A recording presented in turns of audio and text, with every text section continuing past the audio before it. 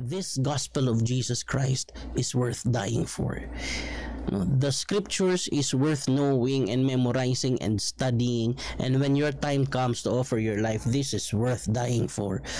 This is worth dying for. Tingnan nyo si Stephen, grabe, walang kagatol-gatol, walang panghihinayang. Okay, and I'm not saying it's gonna be easy. I'm not saying I could do it in the same manner. I'm not saying that at all. I'm saying it's worth it. It's worth it. It's worth it.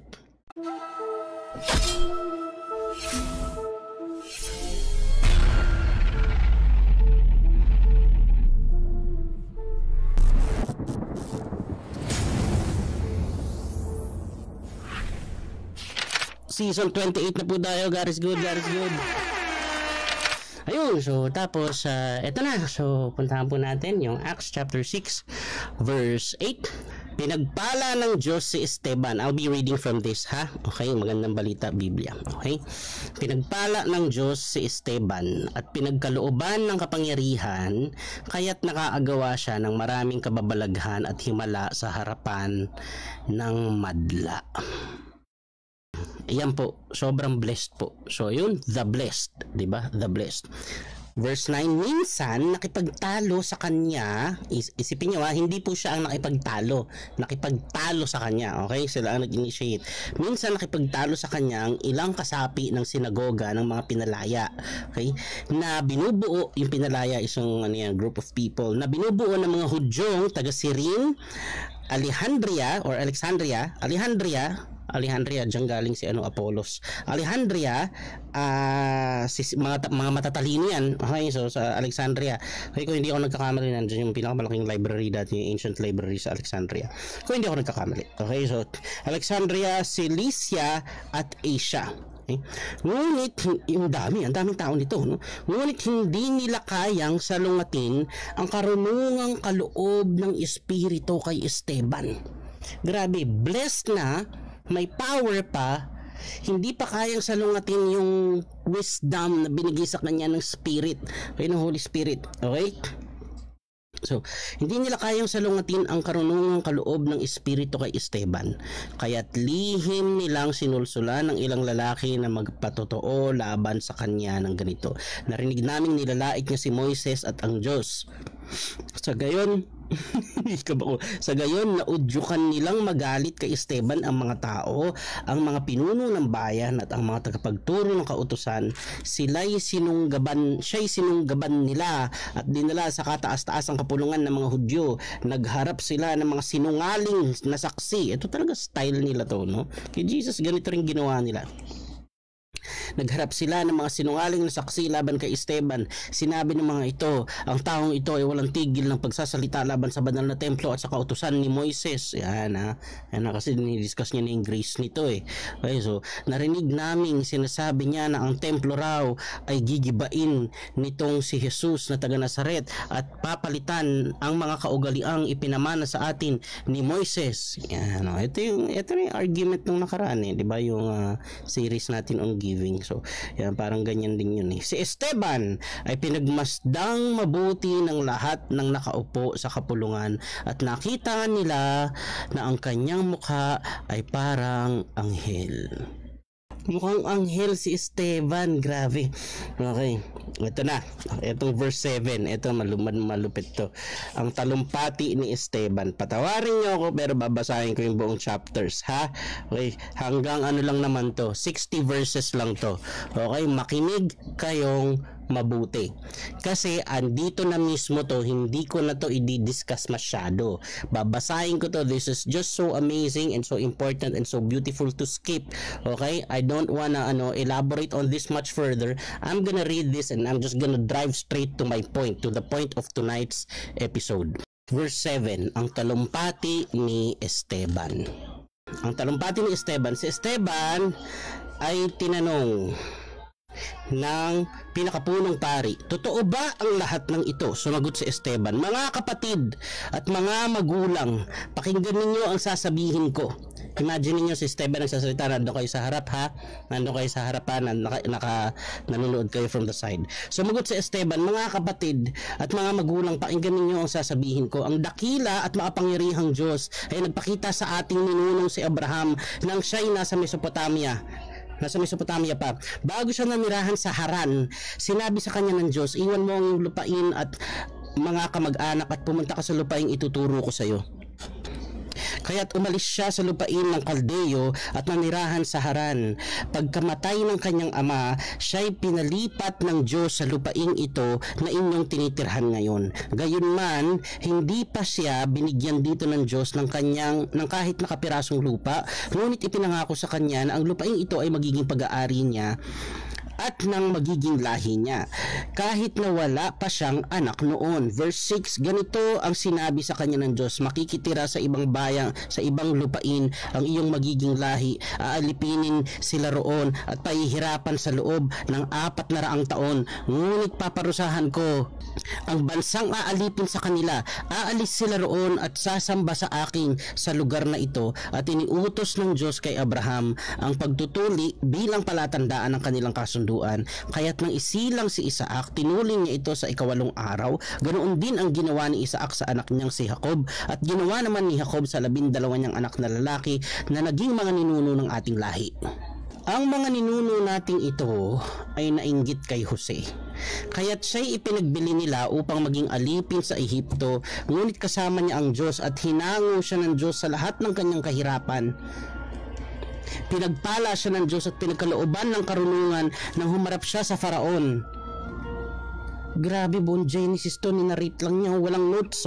At hinango siya ng Diyos sa lahat ng kanyang kahirapan. Pinagpala siya ng Panginoon at pinagkalooban ng karunungan nang humarap siya sa Faraon, ang hari ng Ehipto. Siya'y ginawa nitong gobernador ng Ehipto at tagapamahala ng buong sambahayan ng hari. Nagkaroon ng taggutom at matinding paghihirap sa buong Ehipto at Kanaan. Maging ang ating mga ninuno ay walang makunan ng pagkain, kaya't nang mabalitaan ni Jacob na may trigo sa Ehipto, pinapunta niya roon ang ating mga ninuno sa unang pagkakataon. Sa ikalawang pagpunta nila, nagpakilala si Jose sa kanyang mga kapatid at nalaman naman ng Faraon ang tungkol sa kanyang pamilya. Dahil dito ipinasundo ni Jose ang kanyang amang si Jacob at ang buong pamilya nito, 75 katao silang lahat. Pumunta nga si Jacob sa Ehipto at doon siya namatay. Gayon din ang ating mga ninuno. Ang kanilang mga labi ay dinala sa Shechem at inilagay sa libingang binili ni Abraham sa mga anak ni Hamor. Grabe, pati ito alam niya, grabe to. Nang sumapit ang panahon para tuparin ng Diyos ang kanyang pangako kay Abraham, marami na ang mga Israelita sa Ehipto sa panahong iyon. Hindi nakilala ng hari ng Ehipto si Jose. Dinaya at pinahirapan ng hari ang ating mga ninuno at sa pilitan niyang ipinatapon sa kanilang mga sanggol upang mamatay. Noon ipinanganak si Moises, isang batang kinalulugdan ng Diyos. 3 buwan siyang inalagaan sa kanilang tahanan, at nang siya'y itapon, inampon siya ng anak na babae ng Faraon at pinalaking parang sariling anak. Tinuruan siya sa lahat ng karunungan ng mga Ehipsyo at siya'y naging dakila sa salita at sa gawa. Nang si Moises ay 40 taon na, naisipan niyang dalawin ang kanyang mga kababayang Israelita upang tingnan ang kanilang kalagayan. Nakita niyang inaapi ng mga Ehipsyo ang isa sa kanila, kaya't ipinagtanggol niya ito. Grabe, napaka-precise. Kung binasa niyo yung buong book ng Genesis, alam niyo na napaka-precise ng pagka-summarize niya. na ipinagtanggol niya ito at napatay niya ang Ehipsyong iyon. Akala ni Moises ay mauunawaan ng kanyang mga kababayan na sila'y ililigtas ng Diyos sa pamamagitan niya, ngunit hindi nila ito naunawaan. Kinabukasan may nakita siyang dalawang Israelita nag-aaway at sinikap niyang sila'y pagkasunduin. Sabi niya, mga kaibigan, pareho kayong Israelita, bakit kayo nag-aaway? Subalit tinabig siya ng lalaking nanakit at pinagsabihan ng ganito, sino ang naglagay sa iyo upang maging pinuno at hukom sa amin? Nais mo rin ba akong patayin gaya ng ginawa mo kahapon doon sa Ehipsyo? Nang marinig ito ni Moises, siya'y tumakas at nanirahan sa lupain ng Midian. Doon ay nagkaroon siya ng dalawang anak na lalaki. Makalipas, syempre nag-asawa muna. Makalipas ang 40 taon, samantalang si Moises ay nasa ilang na di kalayuan sa bundok ng Sinai. Nagpakita sa kanya ang isang anghel sa isang nagliliyab na mababang punong kahoy. Namangha si Moises sa kanyang nakita at nang lapitan niya ito upang tingnang mabuti, narinig niya ang tinig ng Panginoon, ako ang Diyos ng iyong mga ninuno, ang Diyos ni Abraham, Isaac at Jacob. Nanginig sa takot si Moises at hindi makatingin. Sinabi sa kanya ng Panginoon, alisin mo ang iyong sandalyas sapagkat banal ang lupang kinatatayuan mo. Nakita ko ang paghihirap ng aking bayan sa Ehipto. Narinig ko ang kanilang daing at bumaba ako upang sila iligtas. Halika't isusugo kita sa Ehipto. Itinakwil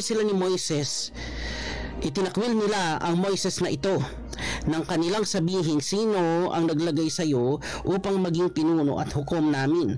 Ngunit ang Moises ding iyon ang isinugo ng Diyos upang mamuno at magligtas sa kanila sa tulong ng anghel na nagpakita sa kanya sa mababang punong kahoy.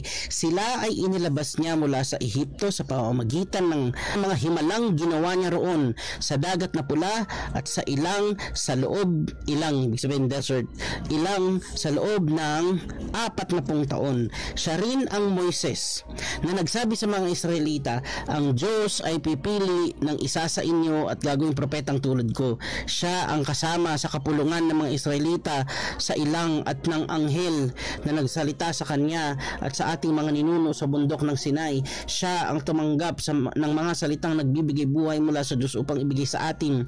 Ngunit hindi siya sinunod ng ating mga ninuno. Sa halip, siya'y kanilang itinakwil at mas gusto pa nilang magbalik sa Ehipto. Yan si Moises po ito. Sinabi pa nila kay Aaron, igawa mo kami ng mga Diyos na mangunguna sa amin sapagkat hindi namin alam kung ano na ang nangyari kay Moises na iyan, sa Moises na iyan na naglabas sa amin mula sa lupain ng Ehipto. At gumawa nga sila ng isang Diyos-Diyosan na may anyong guyang baka. Nag-alay sila ng handog at ipinagpista ang Diyos-Diyosang hinugis ng kanilang kamay. Dahil dyan itinakwil sila ng Diyos at inayaang sumamba sa mga bituin sa langit. Ayon sa nakasulat sa aklat ng mga propeta, bayang Israel, hindi naman talaga ako ang tunay na hinandugan ninyo ng mga alay at mga hayop at pinatay sa loob ng 40 taong kayo'y nasa ilang. Sa halip ang inyong daladala ay ang santuario ni Molek, grabe, at ang bituin ng inyong Diyos na si Rephan. Dahil ginawa ninyo ang mga ribultong ito upang sambahin, dadalhin ko kayong mga bihag sa kabila pa ng Babylonia. Samantala ang ating mga ninuno sa ilang ang toldang tipanan na ipinagawa. Kasama ng ating mga ninuno sa ilang ang toldang tipanan. Kasama ng ating mga ninuno sa ilang ang toldang tipanan na ipinagawa ng Diyos kay Moises ayon sa anyong ipinakita sa kanya. Minana ito ng kanilang mga anak at dinaladala habang sinakop nila ang lupain ng mga bansang ipinalupig sa kanila ng Diyos sa pangunguna ni Josue. Ito'y nanatili roon hanggang sa kapanahunan ni David. Grabe, mula kay Abraham, naka-David na po tayo.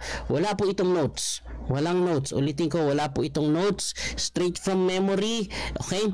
He has retold the history of Israel based on the scriptures. Okay? Kaya makikita ninyo, itong scholar na to, si Stephen, very very well-rounded sa Torah. Okay? Sa Book of the Law. Okay? Ito yung kabisado po niya, yung Genesis hanggang sa Exodus, hanggang sa panahon ni David. Yung panahon ni David, Samuel na po yan. Okay? So from Genesis to Book of Samuel na po yung dinidiscuss niya dito. Okay, kasama ng ating mga ninuno sa ilang ang toldang tipanan na ipinagawa ng Diyos kay Moises ayon sa okay, ipinalupig sa kanila ng Diyos pangunguna ni Josue. Okay, ito'y nanatili roon hanggang sa kapanahunan ni David. Kinalugdan ng Diyos si David at humingi ito ng pahintulot na magtayo ng tahanan para sa Diyos ng Israel. Ngunit si Solomon ang nagtayo ng tahanan iyon. Gayunman ang kataas-taasang Diyos ay hindi naninirahan sa mga bahay na ginawa ng tao, sabi ng mga propeta. Ayan na. Okay, markahan niyo sa mga Bible ninyo. Okay, Acts chapter 7 verse 48. Gayunman ang kataas-taasang Diyos ay hindi naninirahan sa mga bahay na ginawa ng tao. Sabi nga ng propeta, ang langit ang aking trono, sabi ng Panginoon, ang lupa ang aking tuntungan. Anong uri ng bahay ang itatayo ninyo para sa akin, o anong lugar ang pagpapahingahan ko? Yan po ay nasa Isaiah chapter 63 verse 10. Okay, yung kinote na yan ni Stephen. Okay, hindi ba't ako ang gumawa ng lahat ng ito? Napakatigas ng ulo ninyo. Ang mga puso at tainga ninyo ay parang mga pagano. Kung ano ang ginawa ng inyong mga ninuno, yun din ang ginagawa ninyo ngayon. Ito no, kinakausap niya na yung mga kausap niya ngayon. Ha?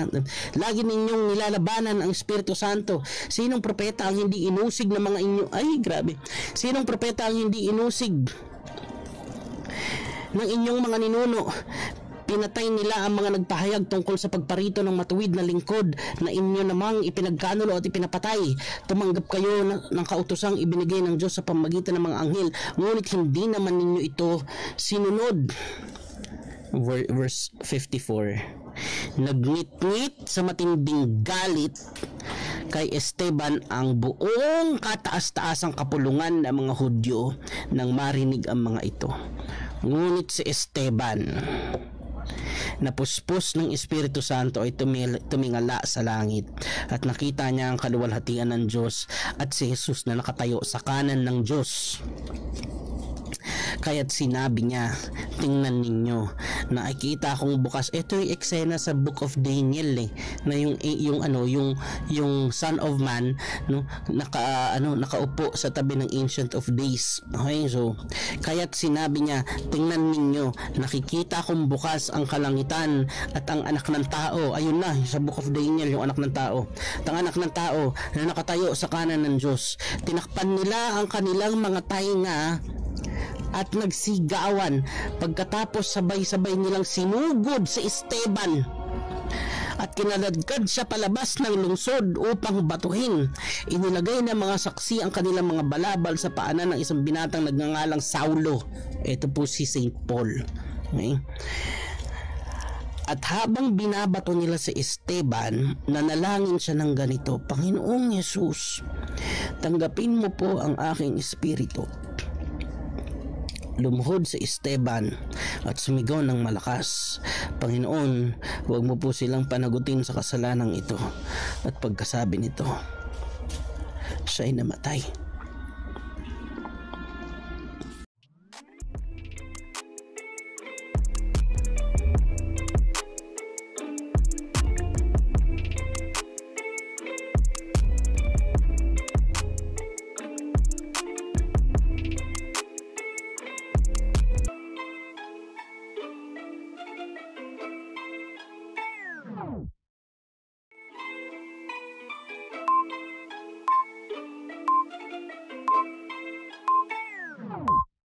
Yan po yung buong chapter 7. Nag-start tayo sa chapter 6 verse 8. Paano to nag-umpisa? Stephen was described as a man who was blessed by the Lord, who had miraculous powers, and whose wisdom is unparalleled. He was blessed. He was brilliant.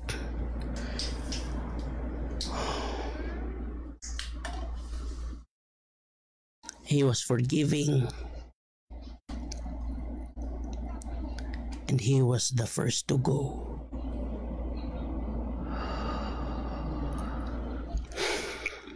I want to say that again. Stephen, a man highly favored by the Lord, spirit-filled, miracle-working servant, brilliant beyond compare. Nobody could defeat his arguments, his argumentations. Nobody could contest.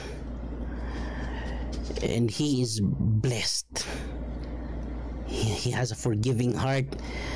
Just as the Lord is forgiving, he has a forgiving heart. He is so anointed to the point that it exudes on his face. Mukhang anghel.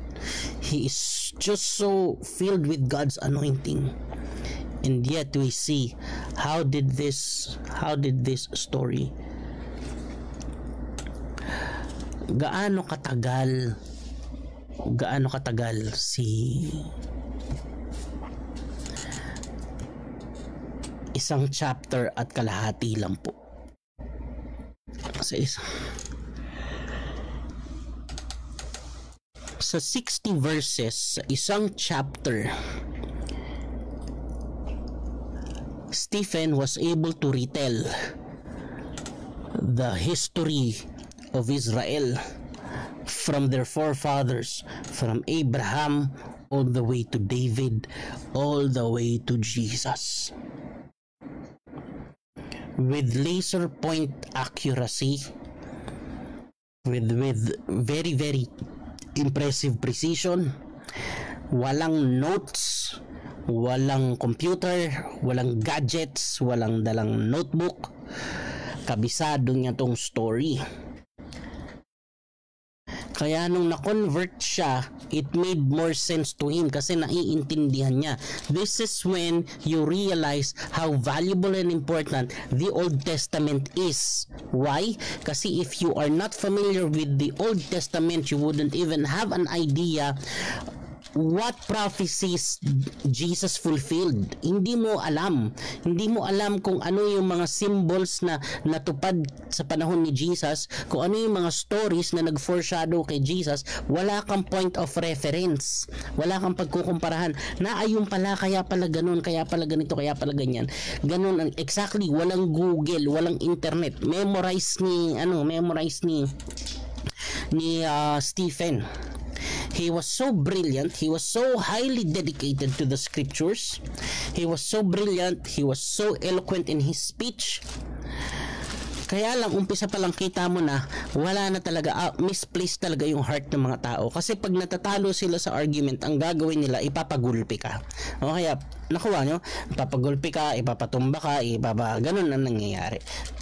Okay, so, at hanggang ngayon, dala-dala yung culture na yan. Okay, na pag wala na maisagot, sasaktan ka na lang. No, pag sa internet, pag wala na maisagot, puro ad hominem na lang o puro personal attacks na lang ang gagawin, di ba? Ngayon, kapag wala maisagot, doon sa sinasabi mo, no? Pag sa, yung iba pa, hindi pa nagkasya doon, talagang nananakit na talaga. Okay? So, alam natin nga, wag tayong magbulahan. May mga ganyang religion at may mga ganyang samahan. Okay? Na talagang para sa kanila, naglilingkod sila sa Diyos pag sinaktan kanila.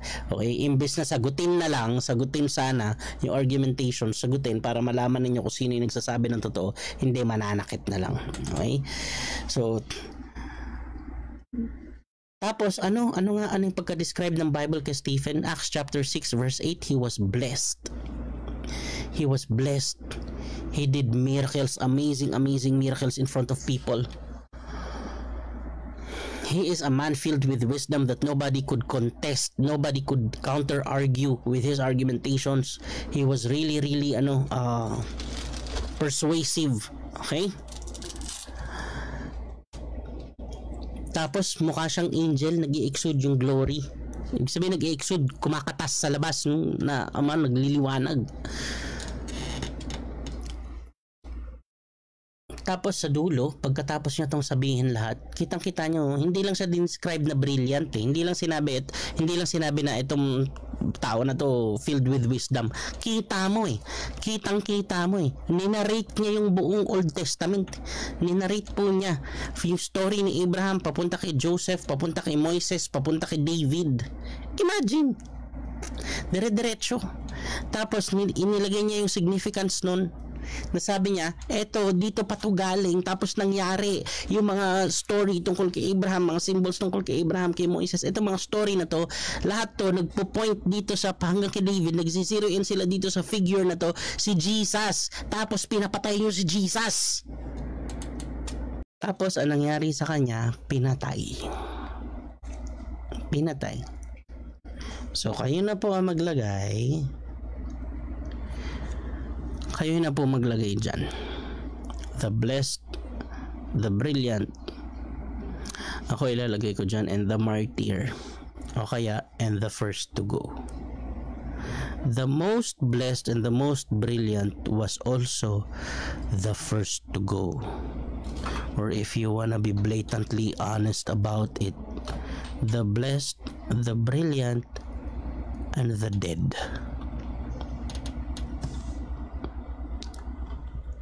If you don't wanna euphemize.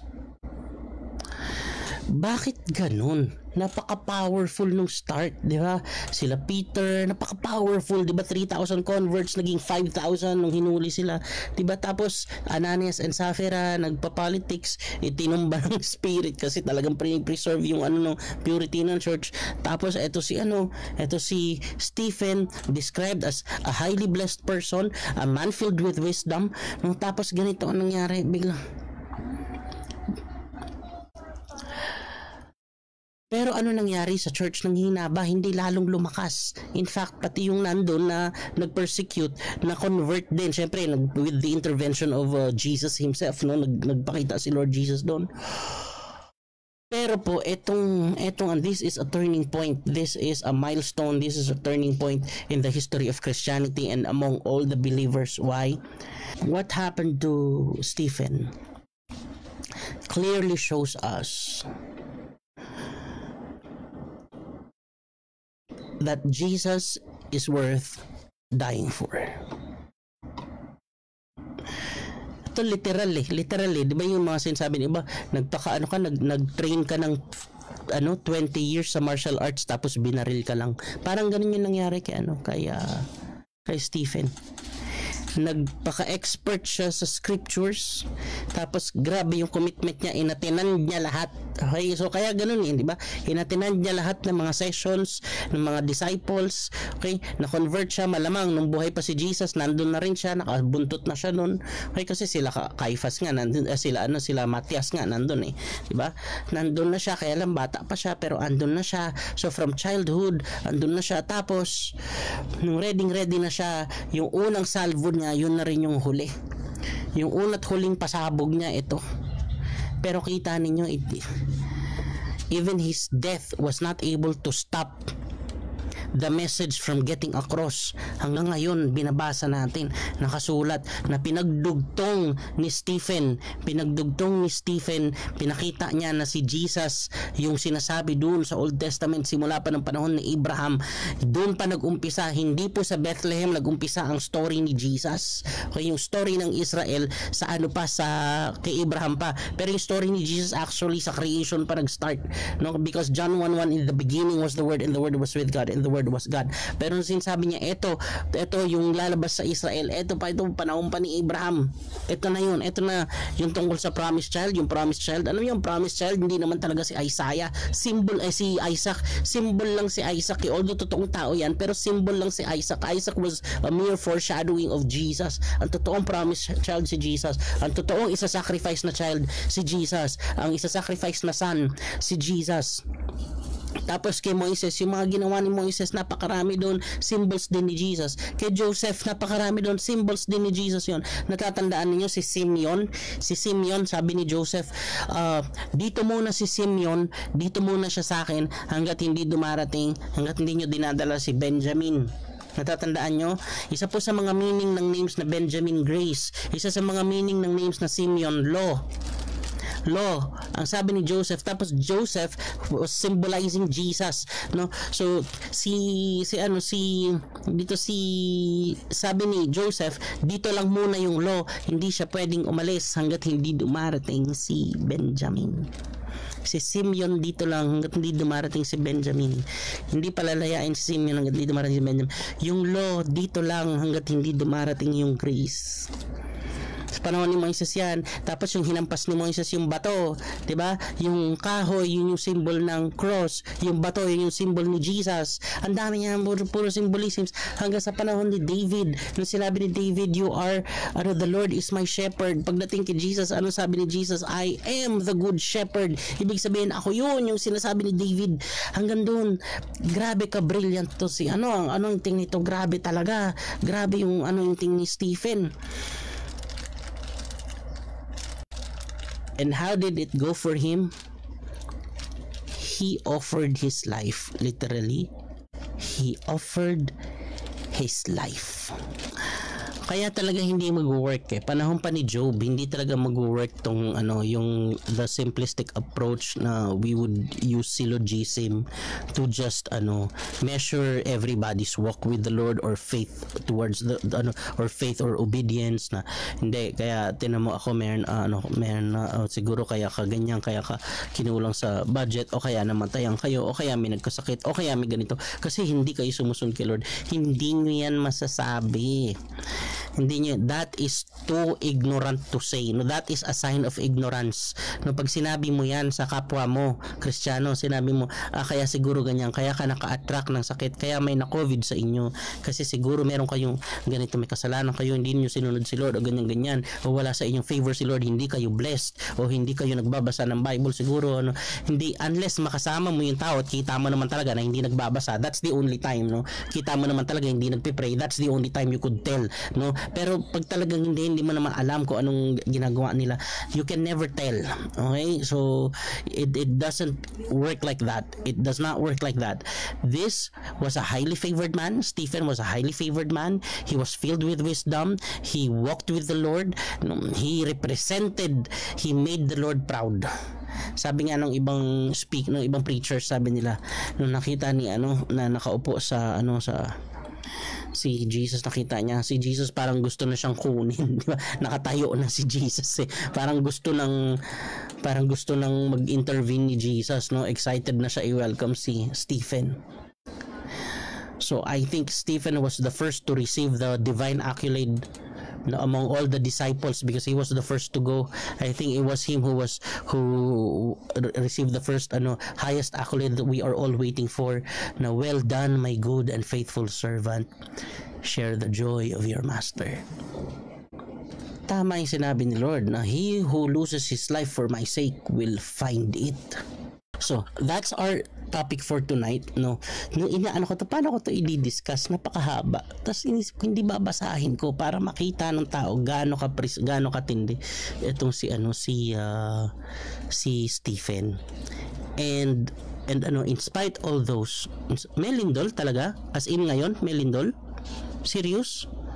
Here in Valencia City, ang lindol sa Mindanao? Pag-pray po natin, Lord, we bring you, Lord God, our brothers and sisters in Mindanao right now, Lord God. We ask for their safety, Lord. Lord, we ask for their safety. Keep them safe, Lord God. Keep them safe under your love, Lord God, and your protection and guidance, Lord. In Jesus' name, Amen. So ito, talo ba to? Hindi, panalo to. Ulitin ko panalo po ito. Panalo. So, kasi kung hindi, ba't tayo na-inspire hanggang ngayon? So, ang daming nakakita nito, ang naging conclusion nila, tama talaga. This gospel of Jesus Christ is worth dying for. The scriptures is worth knowing and memorizing and studying, and when your time comes to offer your life, this is worth dying for. Tingnan nyo si Stephen, grabe, walang kagatol-gatol, walang panghihinayang. Okay, I'm not saying it's gonna be easy. I'm not saying I could do it in the same manner. I'm not saying that at all. I'm saying it's worth it. Amen. Amen. Amen. Ako, ang ano ko, ganun yung sana kung kukunin tayo ni Lord, nandun tayo sa kalagitnaan ng paglilingkod, no? O magawa natin lahat ng kailangan natin gawin o pinapagawa sa atin ni Lord bago tayo umuwi, parang salubong sa atin, well done, my good and faithful servant. Share the joy of your master. Maraming salamat po. You are good. Come hell high waters, you are good. Maraming salamat po. Lord, dalangin po namin lahat po, Panginoon, ng mga kapatiran namin na may pinagdadaanan ngayon. Dalangin po namin, Panginoon, abutin mo po sila, Panginoon. Reach out to them, Lord God, and allow them to experience your mercy, your love, your grace, and most of all, your embrace, Lord God. Lahat po, Panginoon, mga family members po namin, mga kasama namin sa bahay, mga friends po namin, Lord God, we ask that you would reach out to them, Lord God. Reach out to them and touch their hearts, Lord God, and give them a brand new heart. Give them a brand new heart. Give them a brand new heart, Lord God. A heart, Lord God, that seeks you, that hungers for you, that thirsts for you, Lord. Salamat po. We thank you. We thank you for your provision. We thank you for the strength, for the wisdom, for the understanding, Lord God, for the grace, Lord God, for the grace, Lord. We thank you. We thank you for the forgiveness of all our sins, Lord God. We thank you. We thank you for the strength, Lord God, to fight on, Lord God, to soldier on, Lord God, to keep on, Lord God. Maraming salamat po. Thank you.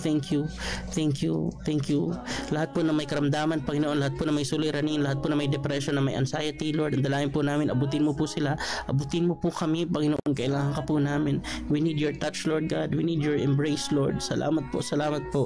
Thank you. Lord God, salamat po. At patuloy po kami ma-encourage, Panginoon, sa testimony ni Stephen, Lord God.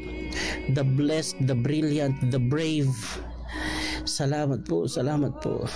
Thank you, Lord God, for showing us, Lord God, that the gospel is worth dying for. Thank you, Lord. It's worth living for. It's worth dying for. In Jesus' name, amen.